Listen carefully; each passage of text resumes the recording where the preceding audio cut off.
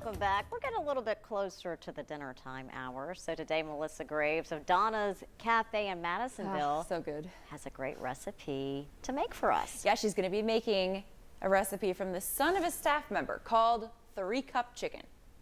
Now you can do this in an Instapot very easily. We would leave off the water if you were going to do it in the Instapot, but I always like to cook my stuff on the stove because I like to watch it. I can't peek inside that Instapot, it drives me crazy. So something that I do have is some jasmine rice, and I did a couple of cups on the stove, and it was 2 cups of rice to 3 cups of water. And I just brought that water to a boil, added the rice, stirred it up, turned it down on low for about 7 or 8 minutes, and put the lid on it, and then I have this beautiful rice. And I'm probably going to eat all of it. I may not share with you guys. So what I have is some sherry cooking wine, and then I have some low sodium soy sauce, because it's a little stout. And then I have some sesame seed oil. Instead of a whole cup, I probably recommend about a half a cup, just so that it's not real greasy. And this is going to make a beautiful glaze. And then we are going to add about 1.5 cups of water to this. And I like to add about a half a cup of sugar just to take down on that saltiness. And then we've got 8 tablespoons of garlic. And a little black pepper. And I have 3 fresh red chilies, and they sell these in the produce department. I thought they were going to be really scary hot, but they're really not. And they add a lot of flavor to this dish.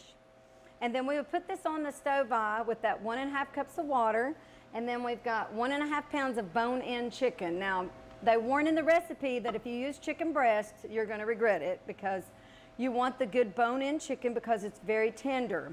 And so what I did was I just threw it in a pan and just seared it very nicely for about 5 minutes on both sides. And then I'm just going to take this chicken and put it down in here. And I'm going to add the water when I get to the stove. Then I'm going to add just a little bit of salt. Just a little pinches of salt here. And then I would put this on the stove with that 1.5 cups of water. I would bring it to a boil and let it simmer for about 15 minutes. And then I'm going to turn it down off high. Put a lid on it and cook it about another 20 to 30 minutes until the chicken is done. And you can come in and check the chicken and flip it over.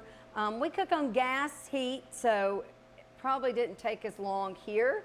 And certainly in the Instapot, it'd probably be about a 20-minute dish.